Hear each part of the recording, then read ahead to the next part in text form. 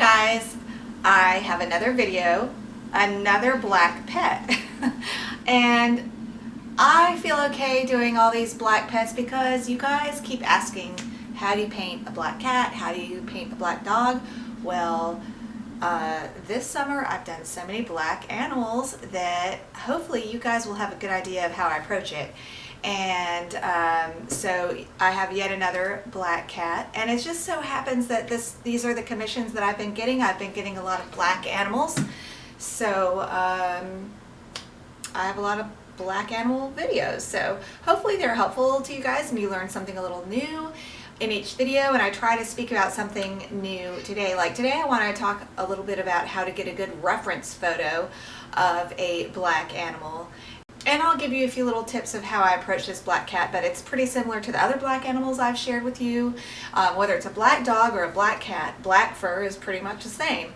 So of course, with a long-haired black cat, I get the whole surface wet, not damp, not puddled, but somewhere in between, because you want it wet enough so the paint can move around a little bit to merge and blend and look really nice.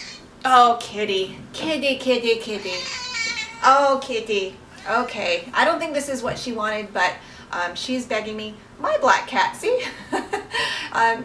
You'll see as you watch me paint this picture of the black cat. What?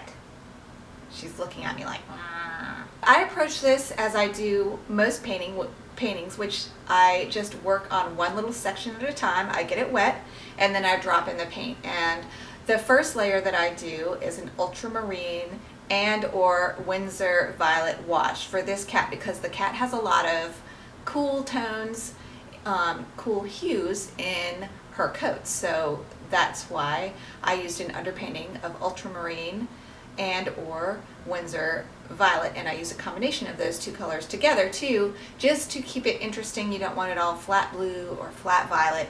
You want to have a mix and keep it interesting, and just keep everything soft by keeping the paper wet as you work, and just work one section at a time.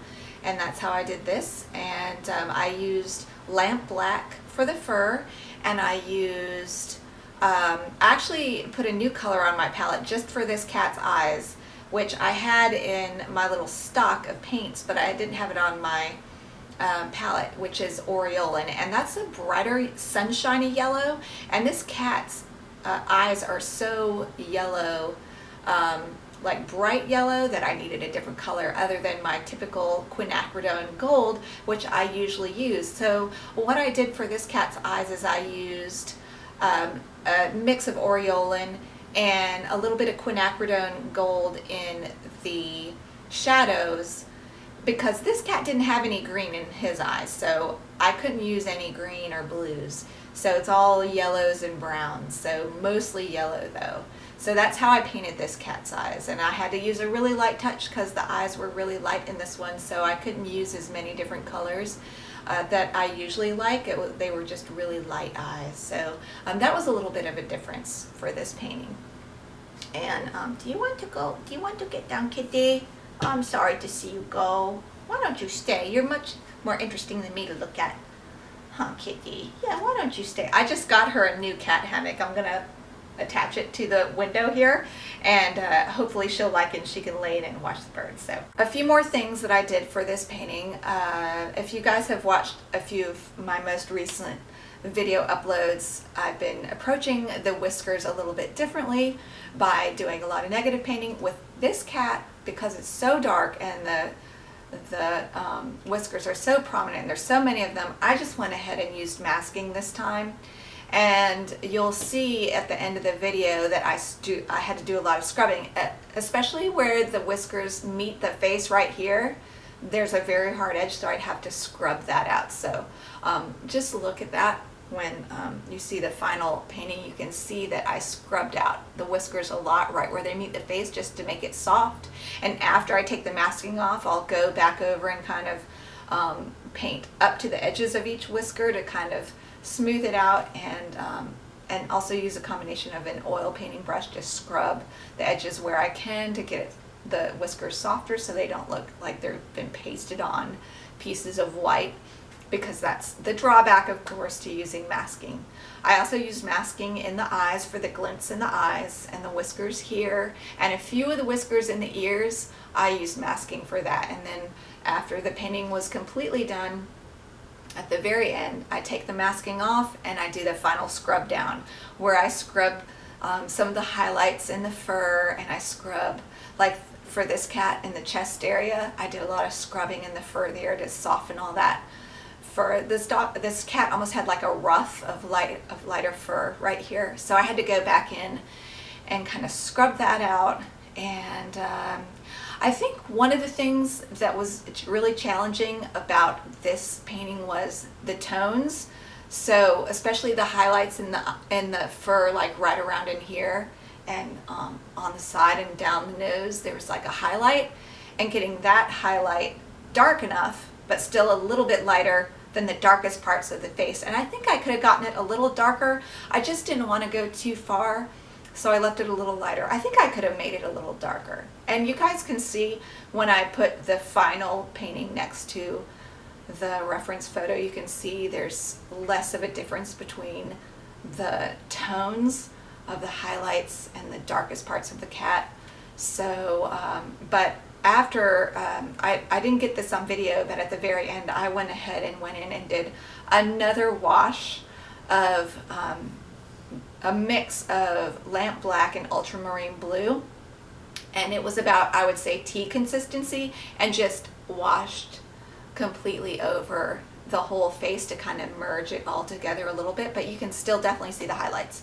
But I think I could have even gone a step further and done it a little darker, but you know, the client was happy with how it was looking towards the end. So sometimes you don't know when a painting is done, and if the client's happy, I'm happy enough. I get it in the mail and move on to the next painting. So there's always things on a painting that you can improve. So that was true of this painting too. I think that's the main thing that I can think of, that if I could keep dabbing at it for months at a time, you know, you can just go on forever, I would have kept darkening it a little bit more. So I want to talk to you guys about how to get a good reference photo.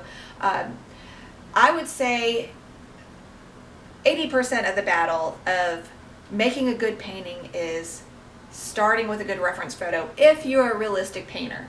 Of course, if you do abstracts or fantasy or whatever, you have a more creative approach, then your reference photo might not be as important. But for a pet portrait, obviously you're going to be working very closely from the picture. So you want to get as good of a reference photo as you can with really good light, and you want really good detail, because the more detail you can get, the better your painting is going to have. And the more detail in the reference photo, the more detail you're going to just naturally put in the painting. So start with a good reference photo. And especially lately, I can't tell you how many commissions I've gotten lately where the people are like, can you paint my cat's pet for their birthday? And I'm like, sure. And they send me this really bad picture. I'm like, do you have a better picture? And they're like, I'm not sure, let me look. And they kind of look around. They're like, I couldn't find much. So I'm like, well, let me stalk them on Instagram or Facebook or wherever, and let me look. And I'll look in their friend's feed and find beautiful pictures with beautiful light and beautiful detail. I'm like, can I use this one? They're like, yeah, great, yay, you found it. I'm like, yeah. So if you paint for other people, they might not quite understand how important the reference photo is, but it's really important. So you, some of the tips that I would give people, and what I try to send people if they're able to take a picture just for me, is to take a picture of the animal at eye level. So that's tip one. Take the picture of the animal on eye level. I can't tell you how many pictures people send me. They are looking down on the animal and taking a picture from up here, and the animal's like this. I mean, that's just usually not the greatest pose for an animal for a pet portrait. So if you can get the animal doing something natural in its own environment, I think that even makes a better painting. But I rarely do those because it's just so hard to get those kinds of pictures with good light and good detail, and plus they're in their environment. But when they are, I just think it really does add a lot to the painting, and it adds something to the character of the pet to show them in their own environment, usually on their favorite chair or whatever. But that's something to think of. So you need to get down on eye level. Tip 2 would be you need to get them in good light. So if you have a window where it's not too bright, especially for a black animal, a cat or a dog or whatever the animal is with dark fur, it's really important to get them in natural light. If you use a flash, it will just wash out all the highlights of their face, and their face will look really flat, and the painting, you can't work from a reference photo nearly as well if the picture was taken with a flash. So if you can, try to get a picture of the animal in natural light so the eyes don't have that weird glow coming out of them from the flash and everything. I see it all. I've been doing commissions for probably 20 years now, and some of the pictures that I've had to work with are really hard. So this is another tip I could give you. If you do have a bad photograph that you have to work from, try to find a similar looking animal on the internet that you can work from as a reference. I recently, right now actually, you guys will see a video of this probably pretty soon. I'm working on a fox painting, and the pictures that were taken of the fox were like in really low light, really grainy and fuzzy. I really couldn't get any detail from that. So I went on the internet and looked for foxes that looked similar to her fox that was coming into her yard, and I'm almost working completely from other pictures pasted together in Photoshop to look like her fox in her yard, but they're just kind of an amalgam. Is that a word? I don't know. I'm gonna have to look that up before I post this, but an amalgamation, I don't know. A bunch of different pictures put together to look like her fox. So otherwise I wouldn't have really been able to do that painting. So sometimes you just have to go on the hunt on the internet to look for decent pictures.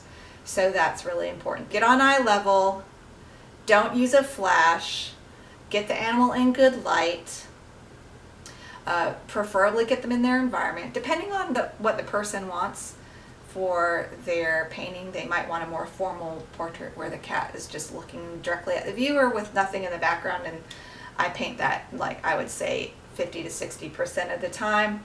That's what my animal pet portraits are. So thank you guys so much.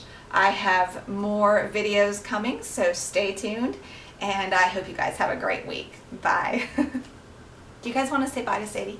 Come here, Sadie. Bye, kitty. Bye-bye, kitty. Bye-bye. Bye, you guys.